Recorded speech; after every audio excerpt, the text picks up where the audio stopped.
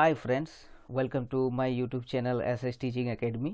आज के इस वीडियो में हम लोग जीन पियाजे का संज्ञानात्मक विकास का सिद्धांत को विस्तृत जानेंगे। आप किसी भी टीचिंग एग्जाम्स की तैयारी करते हैं तो ये वीडियो आपके लिए काफ़ी महत्वपूर्ण होने वाला है।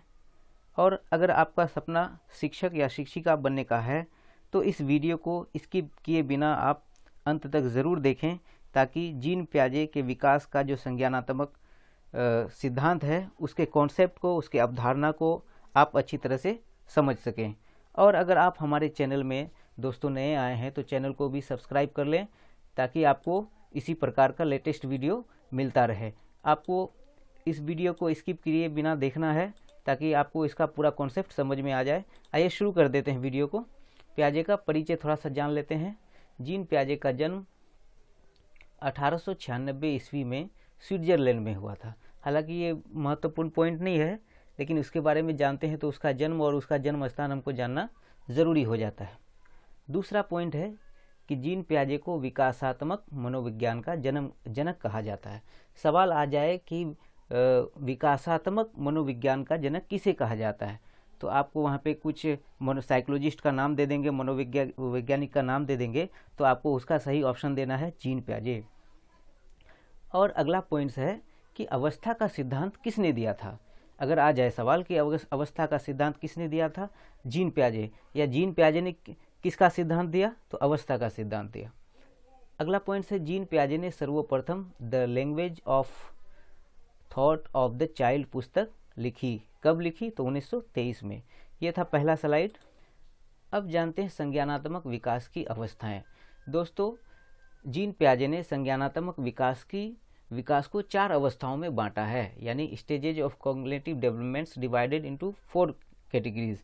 पहला है आपका संवेदी गत्यात्मक अवस्था, यानी अंग्रेजी में इसको सेंसरी मोटर स्टेज। आपको इंग्लिश और हिंदी दोनों आनी चाहिए, ताकि अगर आपको हिंदी वर्ड्स समझने में आपको दिक्कत हो तो अंग्रेजी से आप उसको आसानी से हल कर सकते हैं। दूसरा पॉइंट है पूर्व संक्रियात्मक अवस्था। ये सिर्फ आपको अभी बताया जा रहा है इसकी अवस्थाएं, और इसके नेक्स्ट स्लाइड में आपको बताया जाएगा कि उसकी जैसे संवेदी गत्यात्मक अवस्था है वो कब से कब तक का है, वो सारा चीज़ आप वीडियो को देखते रहें। तीसरा पॉइंट है पूर्व संक्रियात्मक अवस्था, यानी कॉन्क्रीट ऑपरेशनल स्टेज। और चौथा जो अवस्था है इसको अमूर्त या औपचारिक संक्रियात्मक अवस्था, यानी फॉर्मल ऑपरेशनल स्टेज भी कहा जाता है। अब जान लेते हैं दोस्तों संवेदी गत्यात्मक अवस्था, यानी सेंसरी मोटर जो स्टेज है, ये जन्म से 2 वर्ष यानी 0 से 2 साल की अवधि होती है।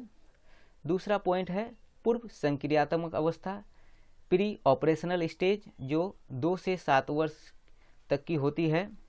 तीसरी अवस्थाएं हैं मूर्त संक्रियात्मक अवस्था, यानी कॉन्क्रीट ऑपरेशनल स्टेज, जो 7 से 11 वर्ष तक की होती है।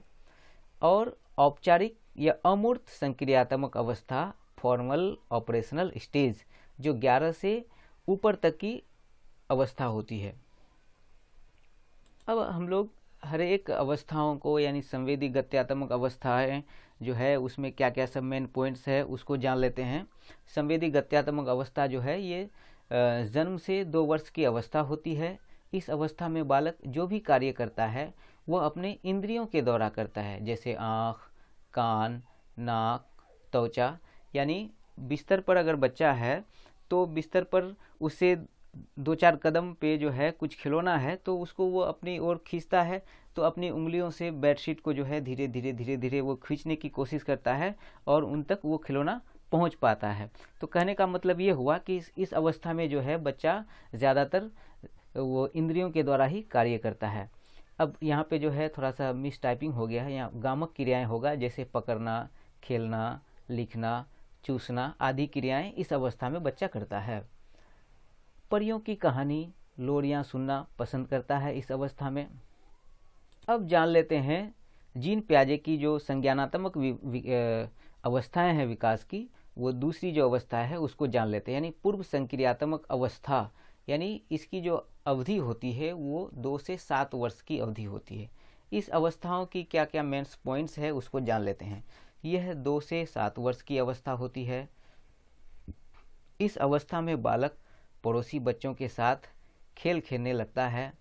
बालक शब्दों व प्रतीकों का प्रयोग करता है, प्रतीकात्मक खेल खेलने लगता है, यानी आपके समाज में जो भी खेल का प्रचलन है उस खेल को बच्चा इसमें करने लगते हैं।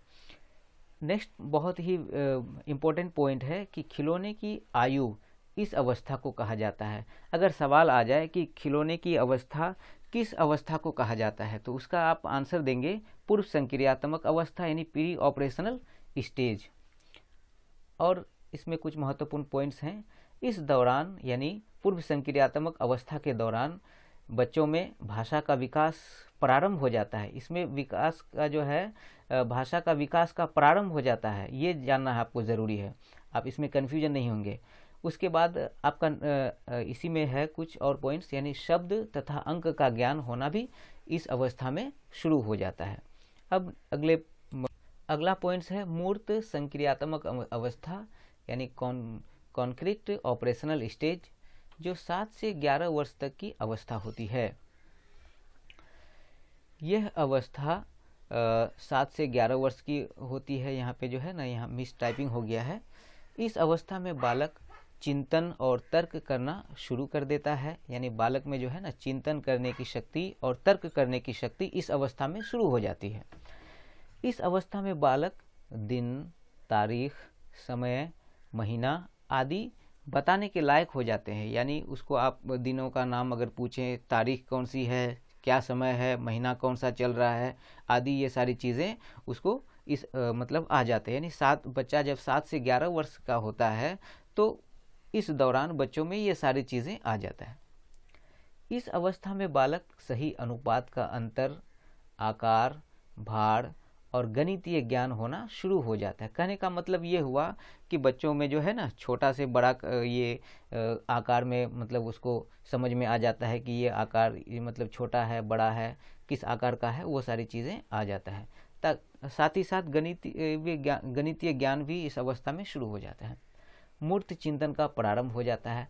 सवाल आ जाए कि मूर्त चिंतन का प्रारंभ किस अवस्था में आता है, तो आप उसका आंसर देंगे मूर्त संक्रियात्मक अवस्था। इस अवस्था में छोटों और बड़ों में अंतर कर पाते हैं, यानी बच्चे जो है जब 7 से 11 वर्ष की आयु में रहते हैं तो बच्चे छोटे और बड़ों में फ़र्क कर पाते हैं, उसमें डिफरेंस कर पाते हैं।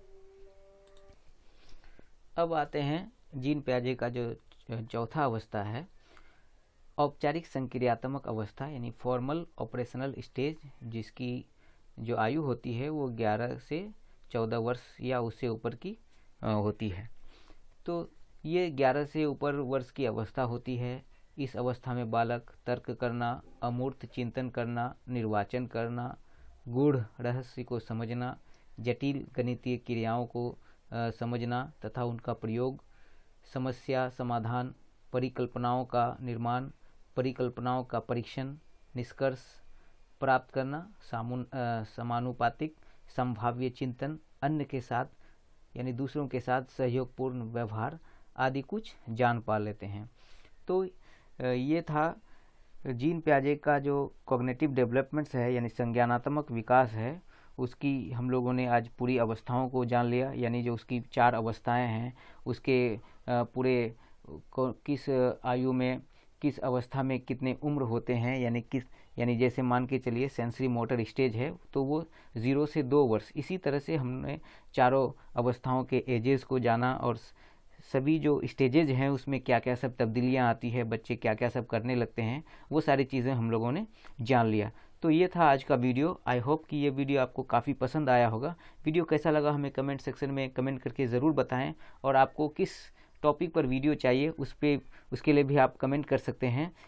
और दोस्तों वीडियो को लाइक और शेयर करना न भूलें। मिलते हैं फिर किसी नेक्स्ट वीडियो में, तब तक के लिए जय हिंद।